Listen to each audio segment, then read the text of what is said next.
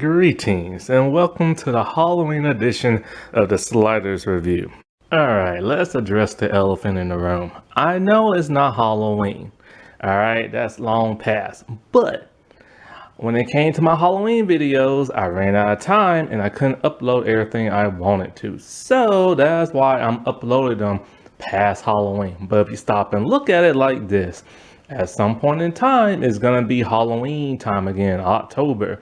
So somebody eventually will stumble upon my videos and watch it around Halloween time. So yeah, and I'm here today to talk to you about Halloween Ends, the 2022 movie. So I have now finally seen this retcon trilogy. And honestly, I don't like none of them. I don't like Halloween. I don't like Halloween Kills. For the most part, I do kind of like this movie. And at the same time, I don't. Like, I get why people are frustrated with this movie. It is not at all what I thought, what was expecting this movie to be. It's just an odd twist they decided to do with this. And they gambled and it left a stale taste in hardcore fans' mouth. Now, I've made it no secrets. I'm not a fan of just the Halloween movies, period. Like, I started with this new retcon trilogy. Then I went back to the original ones. I saw the first one, which I thought was okay, but I just don't really get the thrills of it. I like the original second movie, and I'm still mad they erased that from continuity.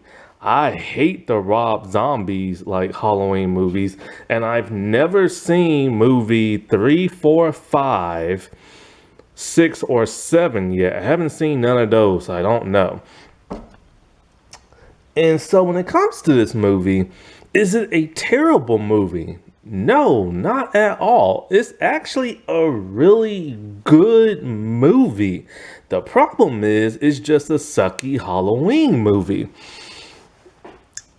This movie would have been perfect, and I mean perfect, if they would have done the following. Name it something other than Halloween. Take out Michael Myers, take out Lori Allison, and create new characters for those characters they just took out. And it would have been fine. Make this your own thing. Have Corey still be exactly how Corey is, but have new characters in the place of Lori Allison and Michael. Also, don't necessarily make it a slasher movie. Just make it a crime drama. Because for the most part, this movie really wasn't a slasher. It was just a crime drama movie, where this one dude became like a serial killer and stuff. And, like I said before, I am very shocked they went into this route. Now, one of the reasons why I don't like the Halloween movies is because I need a motive. And when it comes to the original, what's his name? John Carpenter, I believe it is. He just wanted a killer who just goes and kills with no explanation. That's fine. Sometimes that works. But for me, I started with Scream, and I need motivation. That's probably one of the reasons why I like the second movie so much. There was an actual motivation. But of course, they retconned that out of the continuity and stuff. And so, when it comes to the retcon rebooted stuff, I never understood why Lori is the way she is, only because of the events of the first movie. But here in this movie, it's nice to see her move on. Now, I don't even remember how they stopped Michael in the Halloween Kills. It's such a blur. The only thing I remember about that movie is him killing people like crazy. The mob that tried to get him, Lori in the hospital taken out for most of the movie, and that one black nurse in that nurse costume outfit. I remember her. So when I saw her in, 2019 Halloween movie, I'm like, oh, it's her.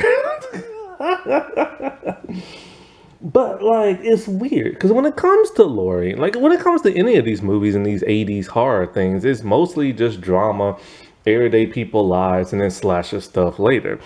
As I always found very weird. I keep trying to watch the original when a stranger calls, and I just can't do it. And so, like, you know, it's like with these retcon movies, I don't like how Laurie's always sidelined. Like she's in them, but not as much as I would like. I just want to see her and Michael go at it. That's why the end parts are always fun for me because those two always go at it. And they really went at it in this movie. And like, in the first movie, she tried to fight him off, and then the daughter had to help and everything. And then in the second movie, she's pretty much in the hospital the entire time. And in this one, she's trying to protect her granddaughter. And other than that, it just always like these movies always try to like revolve around like the granddaughter or like the daughter or something like that. Which the granddaughter, I've never really truly understood. I remember in the first movie, the retcon one, the granddaughter, it's like, there was something odd about her when she was talking to that one dude, but it wasn't so odd that I thought she would turn out the way she did in this movie. My God, I know women can be crazy and I know they can go for a bad boy, but what the freak nuts was she thinking? And it really, really, really ruined her character. All that she went through in those other two movies, all that her grandmother has been going through, and she does some dumb crap like this. And what makes it worse is when you watch the beginning of this movie, she's completely fine. There's nothing wrong with her. So what the heck was she like moping about? And oh, he's the only person who makes me feel. It's like, fool, he told you that he killed somebody and you're still making that one stupid. Like, just stupid. I mean, what the world, man? Another problem I do have with this movie is Michael himself. The dude is supposed to be the main antagonist, and he really wasn't. Then he gets manhandled by that cop, and then he gets manhandled by that like Corey and everything. It's like I thought this dude's supposed to be the big bad boogeyman who keeps coming back, and he's literally it was the equivalent again, pistol whipped and everything. That's really what it was, or just getting smacked around in the face. That's what the equivalent of like what happened to Michael in this movie. Then all of a sudden at the end of the movie, oh, now he's back to being who he is. That whole immortality crap thing they got with him, like you can shoot him, you can slash him, you can do this, and he just keeps on coming back. I don't like that. That's weird. At least give it time for him to come back like they do in Scream. Like, they be incapacitated for like a long time and they come back and everything. And then they try to do the same thing with Corey with that whole immortality type thing. And it's just weird, man. But like, Corey, Ronan Campbell, I remember him for the Hulu Hardy Boys show, and his acting in this movie was a million times better than it was in the Hardy Boys. And give it up to him. He played a great role in this. It's just that he left a sour taste in people's mouth because they wasn't expecting him to be kind of like this psychotic apprentice type person. And like I said before, if you were to take out all the Halloween stuff, Laurie, Michael, Allison, the title, it would have been a great, perfect movie of him descending into madness because he basically had the Joker's one bad day and then set him on a path of psychosis and a path of just pure evil and everything. And this would have been a great thriller, murder type movie, but they squander it by putting that element into the Halloween franchise and stuff.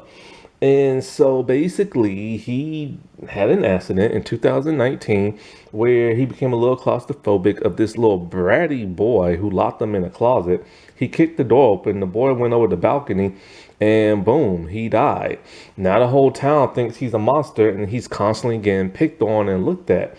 So it's slowly eating away at him, and he just wants to be forgiven and left alone, but he can't because everybody's antagonizing him. This would have been a perfect movie, a perfect psychotic thriller suspense type movie, but then they added this into the Halloween movie, which is odd. that gang that kept following him around and beating him up, boy, they got on my nerve. I didn't mind that they died. Normally, you're supposed to feel bad when people die in slasher movies, but I did not feel bad when they died. Well, probably that little boy too. He got on my nerves. But that gang was unreal, man. It reminded me of the gang from It. It's just like they were so annoying. But then it's just kind of like, it ate at him so much that he just started seeking revenge on all the people that constantly did him wrong, which reminds me of what happened in the Rob Zombies Halloween movie, which a lot of people hated that and stuff. And so, like, he just gets with, like, Laurie's granddaughter, which I still don't understand that. Like, I really don't. And then all of a sudden, at the end of the movie, when him and Laurie, but I love the way when Laurie was at that place and she was like tapping on like the wall with the chair, that was awesome. And so she had some good moments in this thing, man. And like, when she had to kill the dude and stuff like that, and the daughter still turned on her, or the granddaughter. And I'm just like, dude, what is wrong with you? But then all of a sudden, when Michael just shows up out of nowhere, so they can be like, oh, see, this is a Halloween movie. And, the granddaughter finally going to help her out. And it's just kind of like, oh, now you help your grandmother out. Now you turn good. Like, fool, what were you going through in this entire movie? I understand that your parents are dead, your friends are dead, but you act totally normal in like Halloween Kills and in this movie. And so, or the beginning of this movie. So I just don't get that and stuff. And I wish they would have done more with Cal. What's the name? What's that lady name? Cal Richards or something like that. That housewife lady reality show, whoever she is, because she was in the first and everything. So I wish they would have done more with her. Honestly, this really should have just been Michael coming back and Laurie finally, him and her finally going at it throughout the entire movie, and along with the granddaughter, and and just fighting Michael and finally kill him. And they finally got that dude. They shredded his behind to death. And it's just, I don't know, man. It's just, this is an odd movie. It's not terrible, but it's not a great Halloween movie. It just don't make no sense. Like, it really just don't make no sense. And honestly, I think him putting on Michael's mask and trying to be the new boogeyman was just kind of odd. He should have kept his scarecrow mask. That would have been a whole lot better. And because, it would have been like his own like thing, you know what I'm saying? But honestly, if they just would have taken out the Halloween stuff and kept this, like, just Corey and this new cast, I truly believe this movie would have been great, if not perfect. That wasn't that spooky. Alright, well, I shall talk to y'all later. Bye.